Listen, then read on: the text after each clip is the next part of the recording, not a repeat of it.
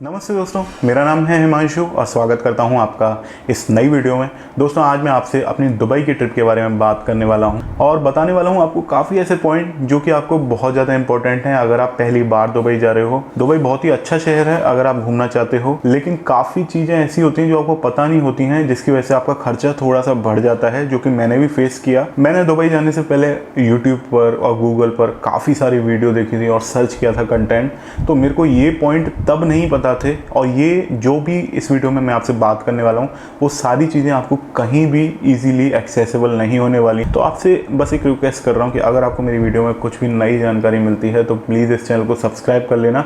हालांकि ये चैनल है वह म्यूज़िक प्रोड्यूसर्स के लिए मैंने डेडिकेट किया हुआ है, लेकिन कुछ इसमें घूमने की वीडियो भी मैं डालता रहूँगा। तो अगर आप एक म्यूजिशियन और घूमने का भी शौक रखते हो तो आप मेरे चैनल को सब्सक्राइब कर लीजिएगा और ये जो बेल का आइकन है इसे दबा दीजिएगा। चलिए अब हम बात करते हैं मेरी दुबई की ट्रिप के एक्सपीरियंस के बारे में। तो देखो, सबसे पहला जो पॉइंट आता है वो आता है होटल्स की बुकिंग का। काफ़ी लोग सोचते हैं कि अगर हम 7-8 दिन की हमारी ट्रिप है तो हम एक साथ होटल्स को बुक कर लेते हैं।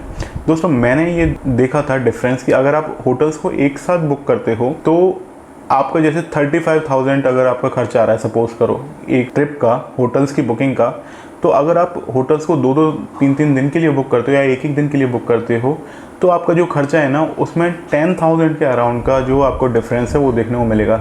मैंने एगोदा पर ये देखा था और मैंने काफ़ी सारी जो बुकिंग की साइट्स हैं ना वहाँ पर देखा था। तो अगर आप बल्क में लंबे टाइम के लिए होटल को बुक कर रहे हो तो आपको थोड़ा सा कॉस्टली पड़ता है, और अगर आप 2-2 दिन के लिए कर रहे हो और 3-3 दिन के लिए बुक कर रहे हो तो आपको चीप पड़ता है। तो मैंने जो हमारी 8 दिन की जो हमारी ट्रिप थी उसमें मैंने 2 दिन किसी होटल में किया, 3 दिन किसी एक होटल में, 3 दिन किसी एक होटल में। तो इस तरीके से मैंने किया और मैंने 10,000 के आसपास रुपीज़ सेव किए थे इस पूरे चक्कर में। अब हम बात करते हैं अगले पॉइंट के बारे में। काफ़ी लोगों को मिसकंसेप्शन है और यूट्यूब में भी काफ़ी लोगों ने गलत वीडियो बनाई हुई है वीज़ा से रिलेटेड। अगर आप टूरिस्ट वीज़ा लेना चाहते हो तो आपको ये पता होगा कि आपके पास एरोप्लेन की टिकट होनी चाहिए, आने जाने की, होटल की बुकिंग होनी चाहिए। तो देखो दोस्तों, ऐसा कुछ भी नहीं है। मेरे पास जब मैंने वीज़ा लिया था तब मेरे पास ना तो एरोप्लेन की मैंने कोई टिकट बुक करी थी, क्योंकि मेरे को ये डर था मैं पहली बार अप्लाई कर रहा हूँ, हो सकता है मेरा वीज़ा रिजेक्ट हो जाए। हालांकि टूरिस्ट वीज़ा रिजेक्ट होने का बहुत ही मुश्किल चांस है, बिल्कुल भी रिजेक्ट नहीं होता है। इवन मैं अपनी वाइफ के साथ वहाँ पर गया था, मैंने मैरिज सर्टिफिकेट अभी बनवा लिया है लेकिन मेरे को सबमिट करने का ऑप्शन नहीं मिला था। चलो मैं एक बार आपको बताता हूँ मैंने क्या किया था वीज़ा लेने के लिए। मैंने मेक माई ट्रिप से वीज़ा लिया था, 12,600 रुपये में 2 लोगों का वीज़ा बना था वो। इसमें मेरे को पासपोर्ट के डॉक्यूमेंट मांगे थे, मेरे फ्रंट साइड का और बैक साइड का, और मैं आपको बता दूंगा, अगर इसके लिए एक सेपरेट वीडियो और बना दूंगा। तो मेरे को ज़्यादा डॉक्यूमेंट नहीं मांगे, बस पासपोर्ट का आईडी के डॉक्यूमेंट मेरे से मांगे थे और वो मैंने सबमिट कर दिए थे। उसके बाद 3 दिन बाद ही मेरा वीज़ा आ गया था और पूरा ओके हो गया था, सक्सेसफुली हो गया था। तो इसमें मुझसे ना तो उन्होंने एरोप्लेन की टिकट मांगी, ना मेरी होटल्स की टिकट मांगी, ना मेरा कोई इंश्योरेंस का मांगा। मैंने ये सब चीज़ें वीज़ा आने के बाद कराई है, क्योंकि मेरे को पहले ही डर था, पहली बार जा रहा हूँ, अगर मेरी एरोप्लेन की टिकट मैंने बुक करा ली और वीज़ा रिजेक्ट हो गया, ऐसे में मैं क्या करूँगा। तो इसलिए मैंने वीज़ा पहले लिया था और एरोप्लेन्स की ये टिकट्स थी ये सब बाद में करी थी बुक। तीसरी बात करते हैं होटल्स की बुकिंग से रिलेटेड। अब देखो, एक और बार हम होटल की बुकिंग में आते हैं कि हम होटल को सिलेक्ट करते वक्त क्या हम पॉइंट्स देखें कि हमको बढ़िया रहे। तो देखो दोस्तों, अगर आप वहाँ पर कैब से अगर आप ट्रैवल करना चाहते हो तब तो आप होटल की कोई भी लोकेशन ले सकते हो। हालांकि इंडियंस के लिए अगर चीप लोकेशन अगर बोलें तो जो बजट फ्रेंडली लोकेशन है वो डेरा और बरदुबई है, यहाँ पर आप रह सकते हो। काफ़ी इंडियंस जो थोड़ा सा जिनका बजट काफ़ी कम रहता है वो बरदुबई के आसपास रहते हैं। और मैंने ये भी देखा है, सिटी मैक्स एक होटल है जो काफ़ी ज़्यादा मतलब इंडियंस वहाँ पर रहते हैं, पता नहीं क्यों, लेकिन उसकी प्राइस बजट फ्रेंडली है बस। और लेकिन अगर आप देखो तो आप पूरे दुबई में आप कहीं भी ठहर सकते हो। दुबई में जो डेरा वाला एरिया है वो मेरे को ज़्यादा अच्छा लगा, मतलब वो बजट फ्रेंडली भी है और प्लस वहाँ पर आपको अच्छे होटल भी देखने को मिलेंगे।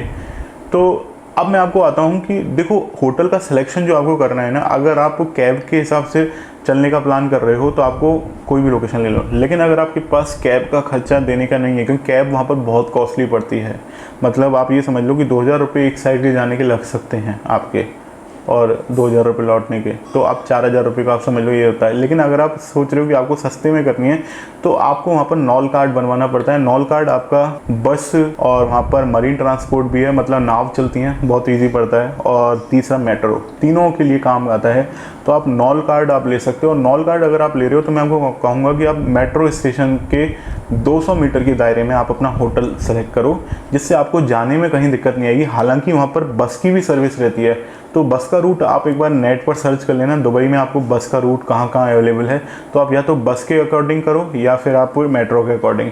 और हाँ, मरीन की भी सर्विस अवेलेबल है, लेकिन वो आपके घूमने के हिसाब से ठीक है कि आप पानी में अगर आप घूमना चाह रहे हो तब उसके हिसाब से ठीक है। लेकिन ट्रैवल के हिसाब से अगर आपको किसी लोकेशन से किसी लोकेशन पर जाना है तो मरीन ट्रांसपोर्टेशन की सर्विस मैं आपको नहीं रिकमेंड करूँगा, क्योंकि उसमें थोड़ा सा टाइम लगता है और थोड़ा सा स्लो आप मान सकते हो। अब मैं आपसे बात करता हूँ हवाई जहाज की जो टिकट होती है उनके बारे में। काफ़ी लोग ये सोचते हैं कि रात की टिकट हमें सस्ती पड़ती है, मतलब अगर आप दुबई रात को पहुँच रहे हो तो वाली जो टिकट है वो आपको सस्ती पड़ेगी। और आप इंडिया में भी जैसे रिटर्निंग की वाली है, जो आप रात में अगर इंडिया में पहुँच रहे हो, उधर रहे हो, तो आपको सस्ती पड़ेगी। तो मैं आपको बता दूँ कि देखो, अगर आप दुबई की जो आपको सबसे सस्ती जो टिकट मिलेगी वो पड़ेगी, अगर आप दुबई को 9:30 बजे, रात को 9:30 10 बजे पहुँच रहे हो, तो आपको सबसे सस्ती टिकट मिलेगी। लेकिन इसमें आपका नुकसान क्या रहेगा? अगर आप 9:30 10 बजे आप पहुंच रहे हो तो आपको जो होटल है वो बुक करना पड़ेगा पहुंचने से पहले। जो 12 बज रहे हैं ना दिन के, है ना, रात को आप पहुंच रहे हो तो आपको उसी दिन के 12 बजे आपको, मतलब आप समझ लो वो होटल 12 बजे से बुक करना पड़ेगा। तो आपका अगर होटल का 4-5 हज़ार रुपये किराया है तो आपको उसी दिन में लग गया, है ना। तो इससे बेहतर मैं आपको क्या कहूँगा कि आप दिन की फ़्लाइट ले लो, मतलब 4-5 हज़ार रुपये और आपकी कॉस्ट जुड़ गई एक दिन की। इससे बेहतर है कि आप दुबई दिन में पहुँचो, है ना। और दुबई दिन में पहुँच के आपका 12 बजे चेक इन है तो आपको हर होटल में रिसेप्शन के पास आपको बैठने के लिए एरिया मिल जाएगा, तो आप वहाँ पर वेट कर सकते हो। अगर आप 1 घंटा पहले भी पहुँच जाते हो तो भी आप वेट कर सकते हो। और काफ़ी होटल इतने भी अच्छे होते हैं कि अगर आप पहले पहुंच गए हो और उनका जो चेक इन टाइम है वो 12 बजे, जनरली 2 बजे का होता है चेक इन टाइम, और 2 से 3 बजे का होता है। अगर उनका 2 से 3 बजे का चेक इन टाइम है, लेकिन वो आपको पहले भी एक्सेस दे सकते हैं रूम का, अगर उनके पास रूम का एक्सेस फ्री है, वरना आपको बैठने के लिए तो आराम से मिल जाएगा। तो मैं आपसे ये कहूँगा कि आपको दिन की फ़्लाइट भले ही महंगी पड़ती है, लेकिन आप ये सोचो कि आपका, अगर आप रात में पहुँच रहे हो तो आपका 5,000 रुपये किराया और जुड़ रहा है अगर आप फ्लाइट में आप देख रहे हो। तो इससे बेहतर है कि आप दिन की करो, तो आपको देखने में आपको लग रहा होगा कि रात में पहुंचने में आप सस्ते में पहुंच जाओगे, लेकिन ऐसा होता नहीं है। आप दिन की फ़्लाइट करो। हाँ, अगर आपका कोई रिलेटिव है, आप उसके यहाँ रुकने वाले हो, तब तो भले ही आप रात की कर लो फ्लाइट, तो आपको भी महंगा नहीं पड़ेगा।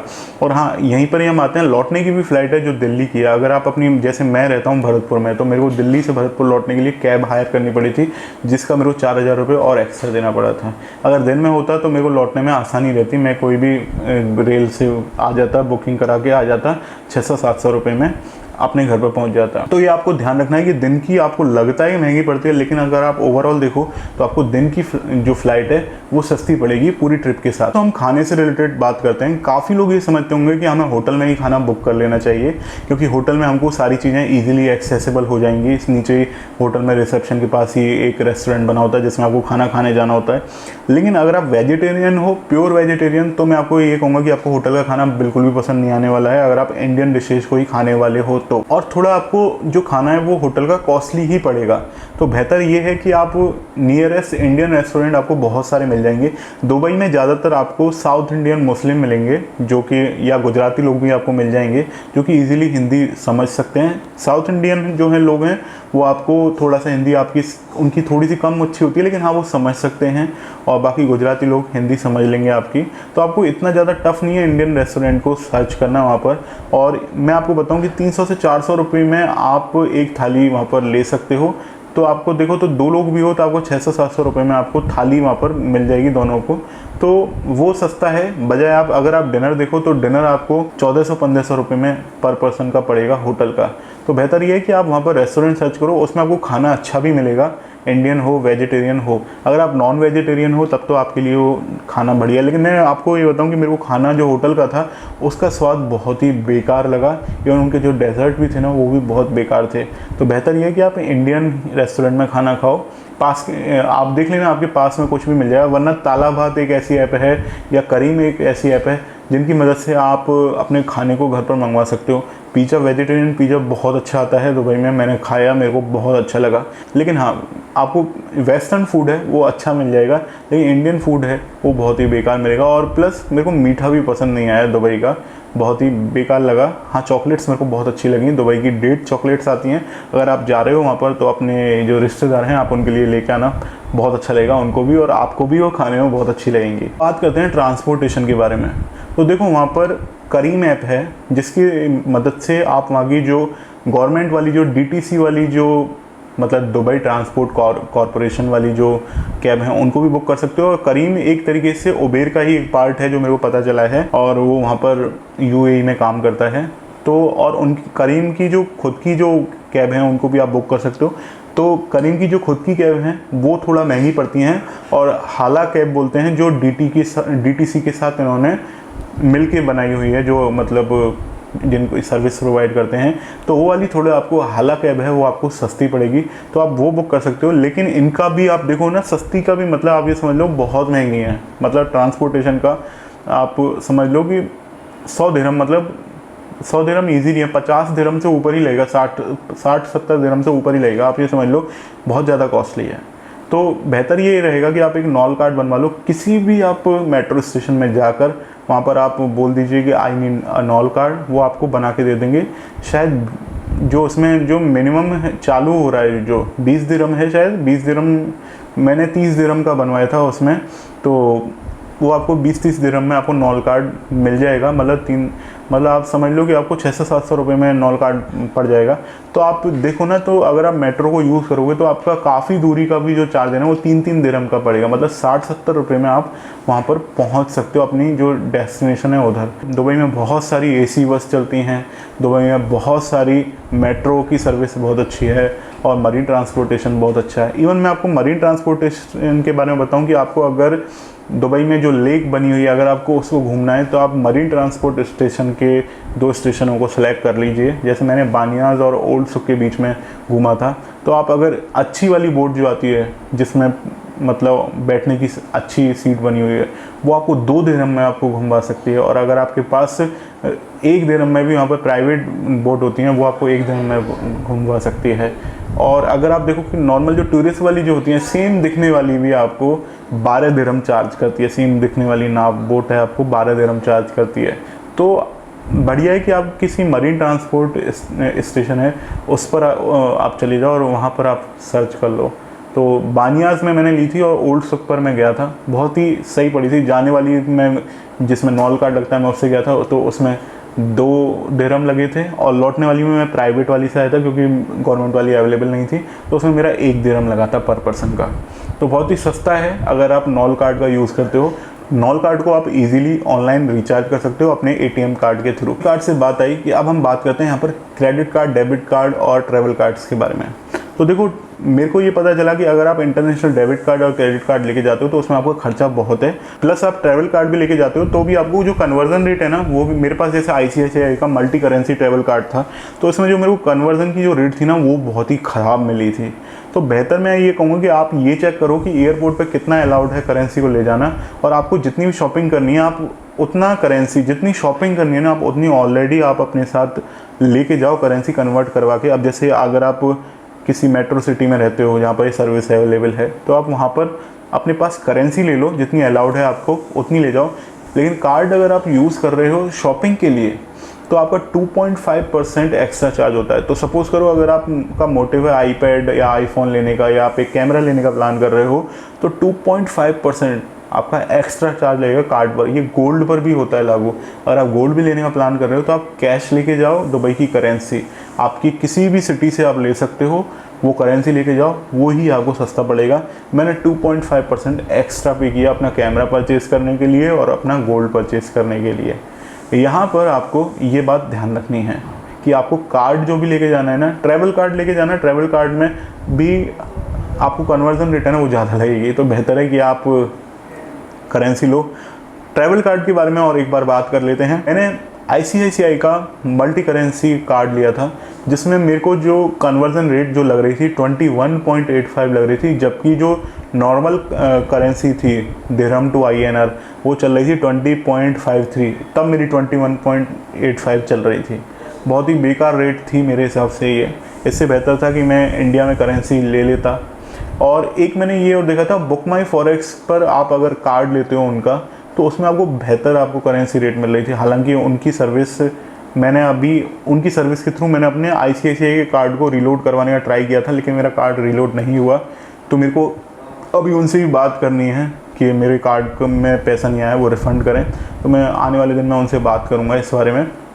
लेकिन अगर आप उनके थ्रू कार्ड लेते हो उनकी साइट पर जाके, तो होपफुली वो सारी चीज़ें बेहतर रहेंगी। लेकिन आप किसी भी जो आपके पास का ब्रोकर है आप उसे करेंसी ले लेना, मेन बात यह है आपको सस्ता पड़ेगा। अब आते हैं अट्रैक्शन की बुकिंग से रिलेटेड। तो देखो ऑनलाइन काफ़ी थ्रिलफोबिया और क्लूक काफ़ी सारी साइट हैं जिनके थ्रू आप अट्रैक्शंस को बुक कर सकते हो। मेन जो है वहाँ पर बुर्ज खलीफा और ये वाली हैं, ऑनलाइन आप इनकी टिकट बुक कर सकते हो। बुर्ज खलीफा, दुबई मॉल, फिश एक्वेरियम है जो कि आपके मेन आपको चमकते हैं, ये तो आप ऑनलाइन बुक कर लेना, ये आपको ऑनलाइन ही सही पड़ जाएगी। और बाकी जो डेजर्ट सफारी है और डो क्रूज़ है, मैं आपसे ये कहूँगा इन दोनों को आप वहाँ पर किसी लोकल के थ्रू बुक करना है ना, और वो आपको काफ़ी चीप पड़ेगा ऑनलाइन से। तो जैसे मैंने मरीना वाली जो बुक करी थी, और मरीना डो क्रूज़ मरीना बीच की, और जो डेजर्ट सफारी है, वो दोनों मिला के मेरे को 13,500 रुपये की पड़ी थी। तो अगर आप देखो तो इनकी जो ऑनलाइन रेट आ रही थी वो 14,000 या 15,000 के आसपास आ रही थी। ये फ़ायदा रहेगा आपको कि आपको वहाँ पर जो डेजर्ट सफारी है और मरीना बीच की डो क्रूज़ अगर आप करो, दो टाइप की डो क्रूज़ होती है, मैं आपको एक बात तो बता देता हूँ। डो क्रूज़ क्रीक वाली होती है जो दुबई क्रीक की होती है, काफ़ी लोग चक्कर खा जाते हैं इसमें। दुबई क्रीक वाली थोड़ा सा आप लो क्वालिटी की समझ सकते हो। मरीना बीच की जो डो क्रूज़ है वो थोड़ा सा बेहतर क्वालिटी की है, आपको उसमें बेहतर अच्छा अगल बगल सारे नज़ारे देखने को मिलेंगे। तो मरीना बीच की आप बुक करोगे तो वहाँ, लेकिन आप लोकल पर ही जाके बुक करो, वो आपके होटल के रिसेप्शन पर भी आपको मिल जाएंगे, वो सब जानकारी दे देंगे आपकी, वो ही खुद ही बुक करा देंगे आपकी। और वरना आपके आसपास काफ़ी सारे टूरिस्ट की शॉप आपको दिख जाएंगी, टूरिज्म वाली, आप वहाँ पर बुक करा लो, उनसे बार्गेनिंग करो। ध्यान रखना बार्गेनिंग आपको करनी है तभी आपको सस्ता मिलेगा। आप कैमरा भी परचेज़ करने जा रहे हो, आप कुछ भी गोल्ड पर भी आपके मेकिंग चार्जेस में होती है हालांकि, तो लेकिन आप जो भी करने जा रहे हो वहाँ पर बार्गेनिंग करो खुल के, तभी आपको सस्ता पड़ेगा, अदरवाइज़ आपको महंगा पड़ेगा। बात और छोटी सी मैं आपको बताना चाहूँगा कि अगर आप दुबई जा रहे हो तो आप अपने लिए एक हेड जरूर ले लेना, सिर को ढकने के लिए कुछ ना कुछ लेना, और आंखों को ढकने के लिए आप गॉगल्स जरूर लेना। वहाँ पर धूप बहुत ज़्यादा पड़ती है, तो अगर आपको हल्का सा भी रोड पर चलना पड़ता है या आप डेजर्ट सफारी में जा रहे हो तो आपको हेड काम आएगी, ना कि कैप। कैप को मत लेना, हेड लेना। और अगर आप लड़की हो तो आपको स्कार्फ लेना बहुत ज़रूरी है, चश्मा ज़रूर ले लेना, आंखों को आराम मिलेगा। काफ़ी इंडियन जो दुबई घूमने जाते हैं उनका एक एम रहता है गोल्ड परचेज़ करने का भी। यहाँ पर मैं आपको बताने वाला हूँ कि अगर आप गोल्ड सुक जाते हो, जिसकी मैं एक सेपरेट वीडियो और बनाऊँगा, तो वहाँ पर आपको जो गोल्ड मिलता है, जो आपको अलाउड गोल्ड है, पहले कस्टम में बता देता हूँ, जो अलाउड गोल्ड है वो आपको ज्वेलरी ही अलाउड है। तो जो लेडीज़ हैं वो 1 लाख तक की ज्वेलरी गोल्ड की 22 कैरेट की पहन के आ सकते हैं, और जो मेल हैं, जेंट्स हैं, वो 50,000 रुपीज़ तक की ज्वेलरी पहन के आ सकते हैं, यही अलाउड है। तो अगर आप देखो तो आप फिर ये कोशिश करोगे कि जो आपकी ये लिमिट है इसमें आप जो अच्छे से अच्छी बार्गेनिंग करके आप प्राइस में जो गोल्ड ला सकते हो आप लाने की कोशिश करोगे। तो यहाँ पर गोल्ड की जो प्राइस डिसाइड होती है वो 2 फैक्टर्स पर होती है। एक तो गोल्ड की रेट क्या चल रही है दुबई में, दूसरा जो मेकिंग चार्जेस हैं वो क्या हैं। तो अगर आप गोल्ड सुक में जाओगे तो आपको काफ़ी सारी इंडियंस की शॉप भी मिलेंगी वहाँ पर, तो मेकिंग चार्जेस सभी के कुछ ना कुछ रहते हैं। मैं आपको ये रिकमेंड करूँगा कि अगर आप गोल्ड परचेज़ करना चाह रहे हो तो जीरो मेकिंग चार्जेस वाली काफ़ी सारी शॉप्स हैं। जैसे मैंने अनवर नाम से, अनवर लग्जरी ज्वेलरी के बारे में पढ़ा था, वहाँ पर गूगल पर सर्च किया था और मैंने उन्हीं से परचेज़ किया था। तो उनकी जीरो मेकिंग चार्जेस रहते हैं, तो आप उनसे परचेज़ कर सकते हो। ये कोई स्पॉन्सर्ड वीडियो नहीं है, मैं तो आपको अपना एक्सपीरियंस ही बता रहा हूँ। जीरो मेकिंग चार्जेस वाली आप सर्च करो ओल्ड सुक में, आपको कौन सी मिल रही है, आप उनसे अपना गोल्ड परचेज़ करो। तो और वो जो गोल्ड की जो रेट है वो आपको ऑनलाइन शो होती है, आप सर्च कर लेना गोल्ड प्राइस इन दुबई और आपको मिल जाएगी।